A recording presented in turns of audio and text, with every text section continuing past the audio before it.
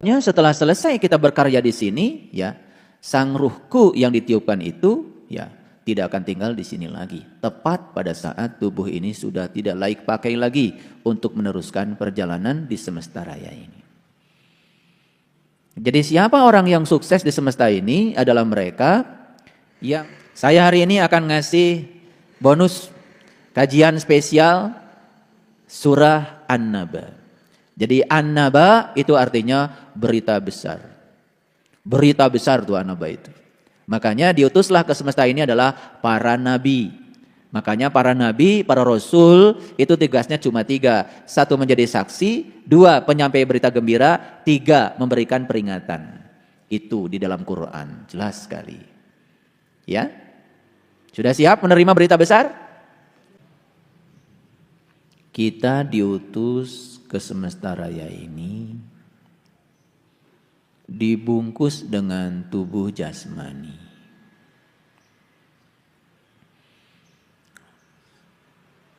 Unsur-unsur pembentuk tubuh jasmani adalah unsur-unsur yang ada di bumi ini. Aslinya kita ini adalah makhluk cahaya. Aslinya kita ini adalah makhluk spiritual. Asal kita itu dari akhirat dan diutuslah kita ke dunia ini.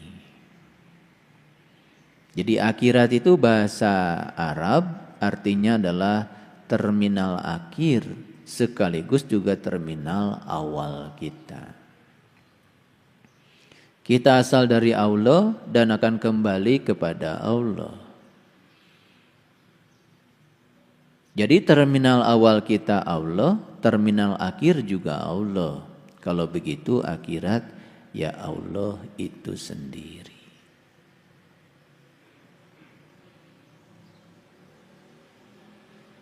Jadi kita diutus ke semesta raya ini tidak telanjang.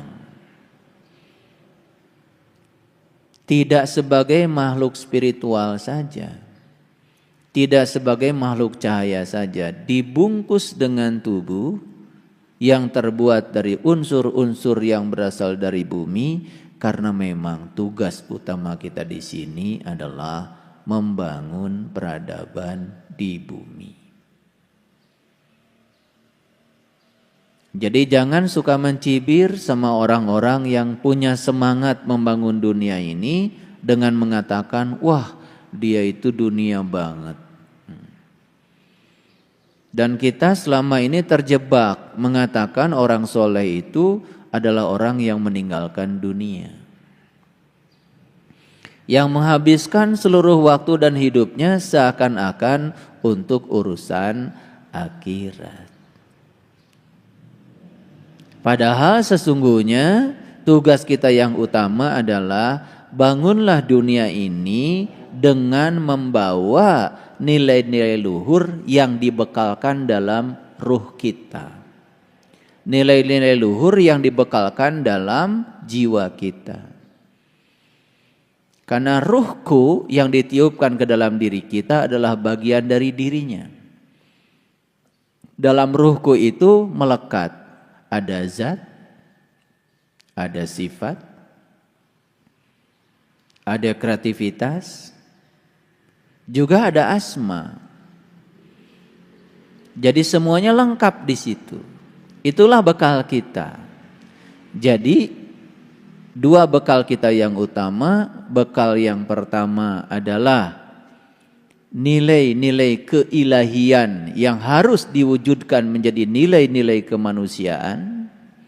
Dan bekal yang kedua, kita dikasih tubuh untuk berkarya sebagai kendaraan kita di semesta raya ini. Itu sebabnya setelah selesai kita berkarya di sini, ya, sang ruhku yang ditiupkan itu, ya, tidak akan tinggal di sini lagi. Tepat pada saat tubuh ini sudah tidak layak pakai lagi untuk meneruskan perjalanan di semesta raya ini. Jadi siapa orang yang sukses di semesta ini adalah mereka yang telah berhasil menjadi manusia paripurna. Siapa manusia paripurna itu? Manusia paripurna dirumuskan dalam kearifan lokalnya orang Jawa Barat dengan 6 terminologi lokalnya orang Jawa Barat. Yang pertama, manusia paripurna itu yang sudah berhasil nulung kanu butuh.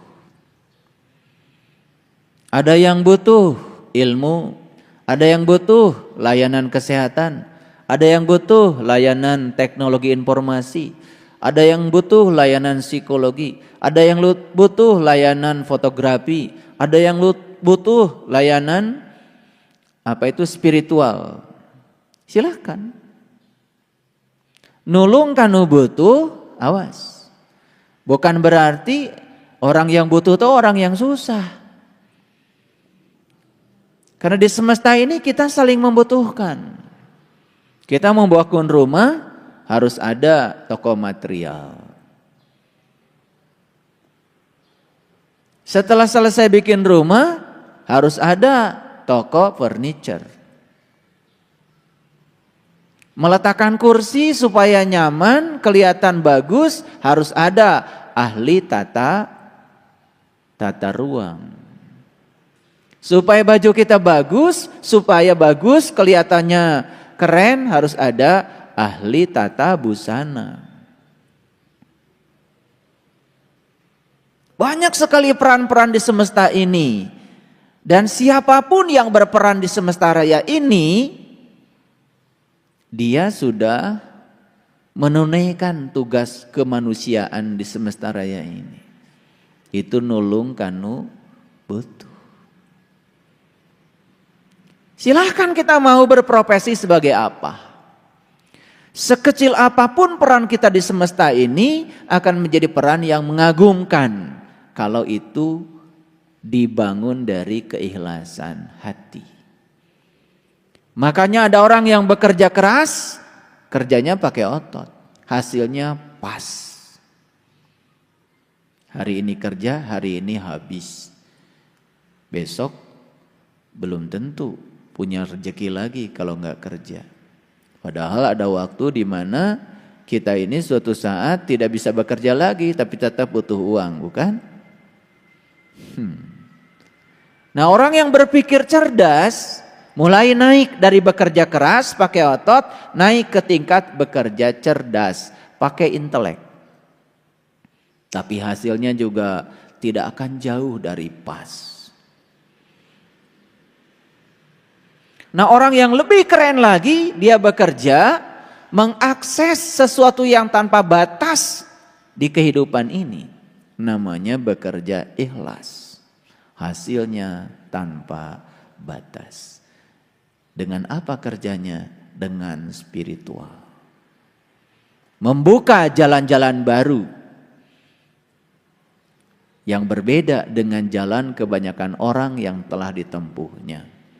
Orang yang berada di kecerdasan ini menjadi kaya bukan dengan cara mengumpulkan. Dia menjadi kaya dengan cara berbagi.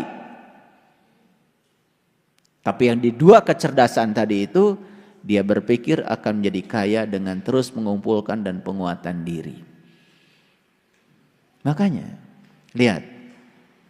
Banyak sekali manusia yang membuang waktunya hanya untuk mengumpulkan sesuatu yang akan dia tinggalkan. Pelit sekali. Tidak peduli pada orang lain. Boro-boro untuk orang lain. Untuk dirinya sendiri pun pelitnya luar biasa. Duitnya terus aja ditiduri di bawah bantal. Hanya untuk makan enak pun berpikirnya 1000 kali.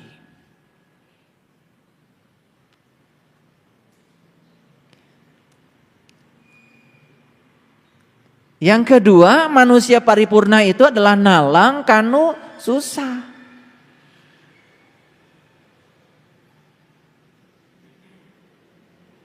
Banyakkah orang susah di semesta ini? Banyakkah orang yang menderita di semesta ini? Banyak apa tidak? Begitu saya bilang kata susah, yang terpikir oleh kebanyakan kita itu selalu saja urusan ekonomi. Padahal banyak orang susah di semesta ini, ekonominya luar biasa, berlimpah. Tapi susah.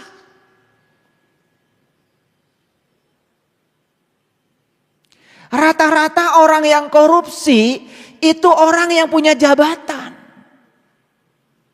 Dan jabatannya pasti tinggi. Kalau jabatannya rendah, apa yang mau dikorupsi? Saya mau tanya, pinter enggak? Itu para koruptor itu kelebihan hidupnya apa kekurangan? Kelebihan apa kekurangan? Masih nyuri berarti kekurangan. Kekurangan harta atau perasaannya saja yang kekurangan? Perasaannya. Hartanya banyak, rumahnya ngajengleng, mobilnya banyak, jabatannya tinggi. Tapi masih saja mencuri, berarti dia masih merasa kekurangan. Itu orang susah apa tidak? Susah apa tidak? Susah. Kalau cerita orang susah nggak punya duit itu sudah selesai itu.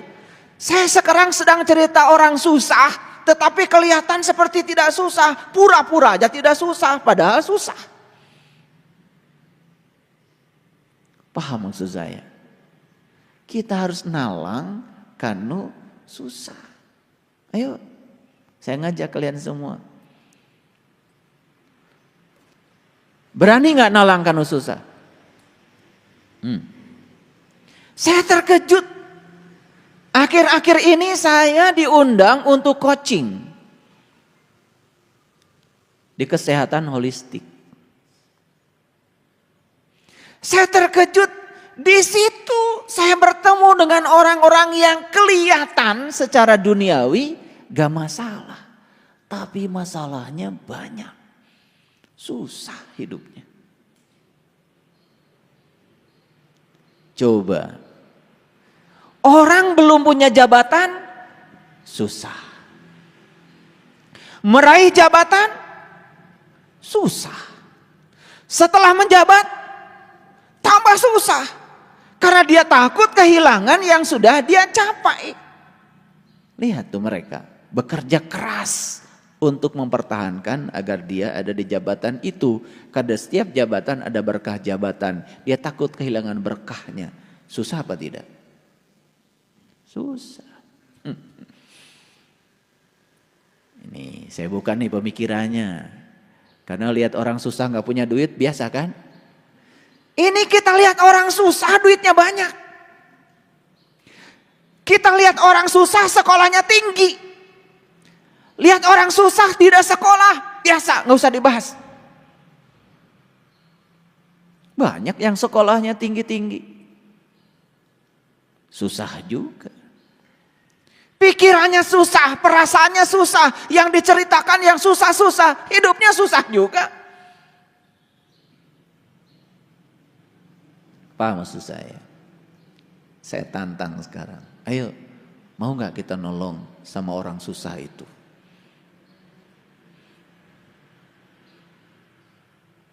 Ini pertolongannya luar biasa. Karena tidak cukup disantuni. Tidak cukup dikasih sumbangan. Harus dibereskan jiwanya. Dibereskan pikirannya. Baru benar tuh hidupnya. Ayo, mau? Makanya saya dulu buka bengkel, sukses saya buka bengkel mobil. Saya mikir, kalau saya ngurusi bengkel mobil, mau sampai kapan? Dan yang punya bengkel mobil banyak. Maka saya bikin bengkel jelema. Karena yang ini hampir tidak ada saingan. Makanya mulai bengkel saya sekarang didatangi banyak orang.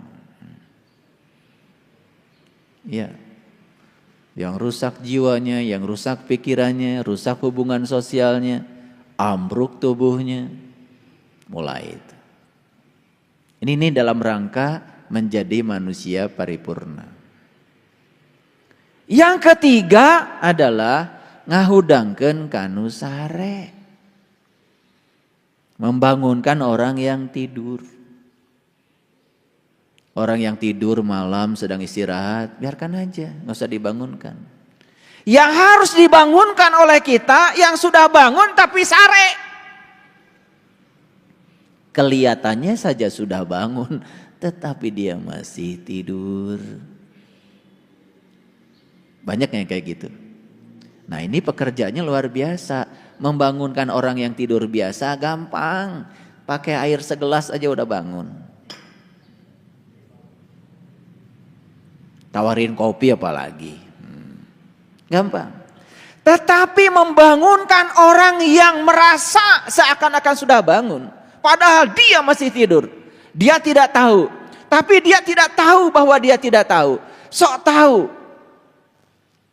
Kalau ngomong seperti orang yang tahu. Padahal dia tidak tahu. Cuman dia tidak tahu bahwa dia tidak tahu. Eta sasaran kita itu. Kelihatan sibuk dari pagi sampai sore. Tapi sare. Apa yang tertidur? Kesadarannya.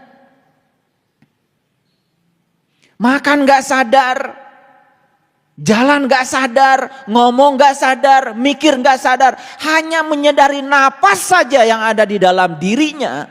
Sebagai sang jantung semesta yang memberikan kehidupan pada dirinya.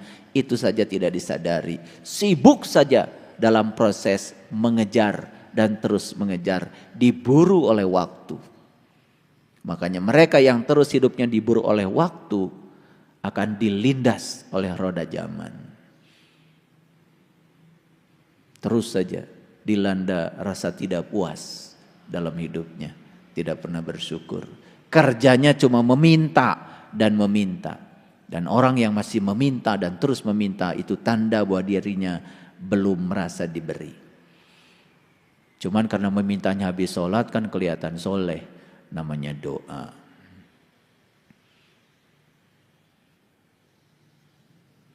Bisa berjam-jam tuh kalian kalau minta sama Allah. Dikiranya doa itu adalah permintaan. Padahal doa itu adalah ajakan, undangan. Allah itu hanya perlu diundang saja.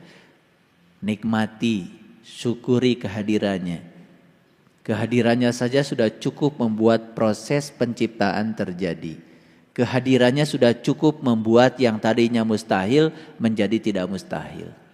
Cukup kehadirannya saja. Itulah.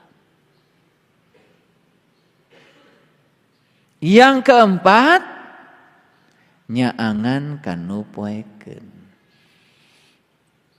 Menerangi orang yang kegelapan. Nah, ini pekerjaan lebih berat lagi. Orang yang merasa tinggal di tempat terang seperti ini banyak. Tapi orang yang kegelapan di tempat terang lebih banyak lagi.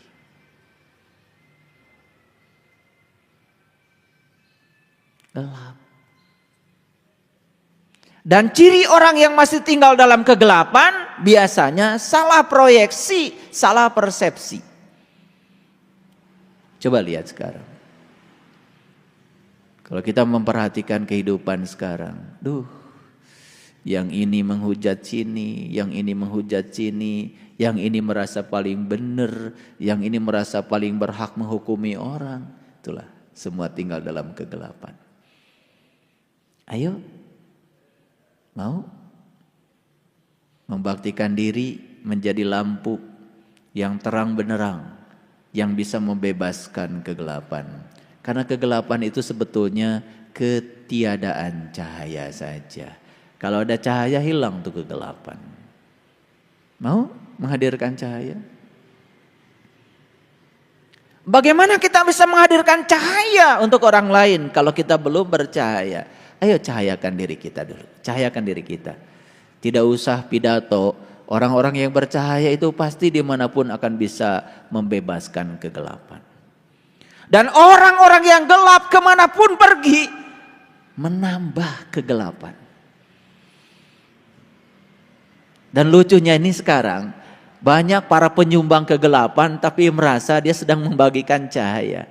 Kemana-mana menebarkan kebencian, perpecahan, fitnah, hoax. Tapi merasa seakan-akan dia sedang membagikan cahaya. Padahal energinya terasa banget. Orang yang di level itu apa aja salah. Bagi dia apa saja salah. Itulah kedangkalan.